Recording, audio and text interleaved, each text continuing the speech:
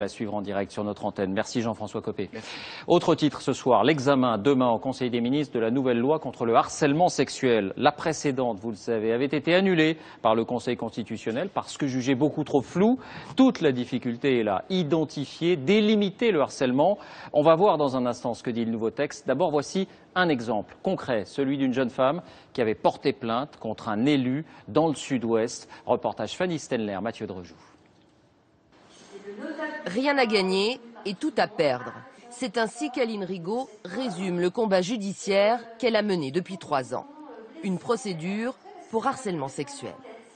En avril 2009, cette enseignante, divorcée, veut changer de métier.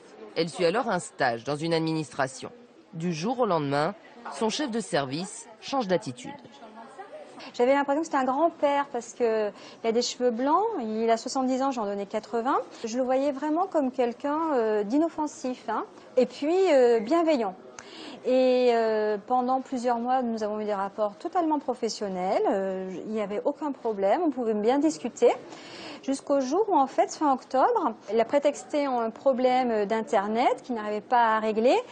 Et seulement, quand je me suis installée près de lui, il m'a subitement enlacée, il a voulu m'embrasser. Et là, je me suis repoussée, je lui ai dit « Non, mais je couche pas, monsieur Ducré, vous faites quoi? Qu'est-ce que vous faites, monsieur Ducré ?» C'est quelqu'un qui, face à mes paroles, de toute manière, continuait de me caresser, continuait de me toucher. Et ça a duré 1h30. Et en lui disant, répétant maintes fois que je ne couchais pas, il s'est arrêté lorsqu'il a eu une réunion, en fait. Et pourquoi vous êtes resté pendant 1h30 dans cette pièce? Parce que je ne savais pas quoi faire. On est complètement sidérés, en fait. On ne sait pas comment agir. C'est le notable du coin. On vit dans une sous-préfecture à Villefranche-sur-Saône où tout le monde se connaît, où c'est quelqu'un qui est très apprécié de la population. Donc, ma parole contre la sienne a peu de cas. Et en plus, je me suis dit, si je dis quelque chose, je suis grillée professionnellement. Or, j'étais en pleine reconversion professionnelle. Et le problème, c'est que 4 jours plus tard, en fait, il me rappelle dans son bureau et il me dit j'ai un problème avec l'ordinateur. Et là, il me remet la main à la cuisse, mais de manière insistante. Il n'y avait aucun problème, aucune ambiguïté. C'était clair que c'était du harcèlement sexuel. Et je lui dis mais qu'est-ce que vous faites, monsieur Ducré? Vous savez bien que je ne couche pas. Je lui ai enlevé la main. Et là, je me suis dit cet homme, en fait, est un vrai prédateur. C'est quelqu'un qui va recommencer à la moindre occasion. Et même si je quittais ce service 10 jours plus tard, j'ai décidé de déposer une main courante.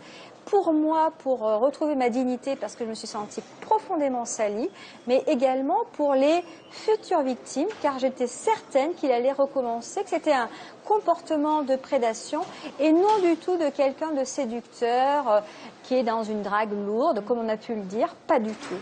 Est-ce que vous savez pourquoi est-ce qu'il vous a choisi, vous? Oui, je le sais parce qu'en fait, lors de cette enquête, plusieurs cas de harcèlement sexuel dans le service ont été mis à jour et ça s'adressait toujours à des femmes seules avec enfants dans une situation financière délicate, hein, on ne roule pas sur l'or, donc on n'a pas d'argent pour payer des frais d'avocat, hein, donc ils savaient très bien à qui ils s'adressaient. C'était toujours des personnes en situation de fragilité économique, psychologique, sociale.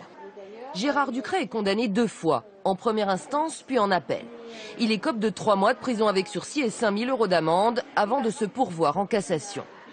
Aujourd'hui encore, par la voix de son avocat, il continue de nier les faits. Monsieur Ducré a toujours contesté absolument avoir exercé une pression morale, qu'il ait tenté de courtiser une femme ou 2, peut-être 3 au cours de son existence. Oui, pourquoi pas. L'abrogation de la loi il y a 2 mois a eu pour effet d'annuler sa peine. Gérard Ducré n'est plus coupable de rien. Une souffrance supplémentaire pour Aline Rigaud. Vous voyez, c'est fou parce que je ne me sens pas en sécurité dans les rues de Villefranche parce que ne serait-ce que de le voir est une atteinte, en fait, croiser son regard, c'est une atteinte à ma personne. Dans le cas d'Aline Rigaud, la nouvelle loi ne changera rien. Elle n'est pas rétroactive. Il ne pourra donc pas y avoir un autre procès pénal.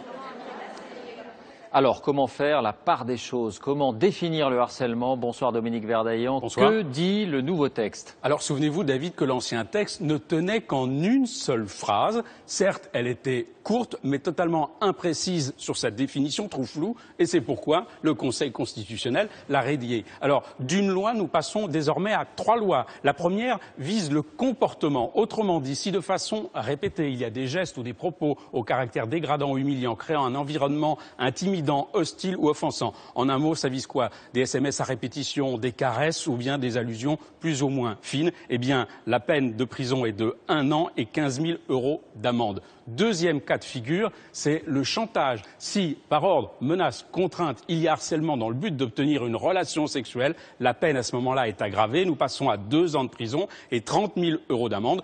Le troisième étage de ce projet de loi, ce sont les circonstances aggravantes. Si le harceleur a usé de son autorité, par exemple, professionnelle, ou si la victime est un mineur de 15 ans, eh bien, nous avons des peines qui peuvent aller jusqu'à 3 ans de prison et 45 000 € d'amende. Quel est le calendrier? Quand la loi sera-t-elle appliquée? Conseil des ministres demain, ensuite vote du Sénat, Assemblée nationale, mais pas d'effet rétroactif. On l'a dit, ça veut dire que seuls les faits commis après la promulgation de la loi seront poursuivables, condamnables, ce qui veut dire que d'ici là, on reste dans ce qu'on appelle un vide juridique. Merci Dominique pour ces précisions.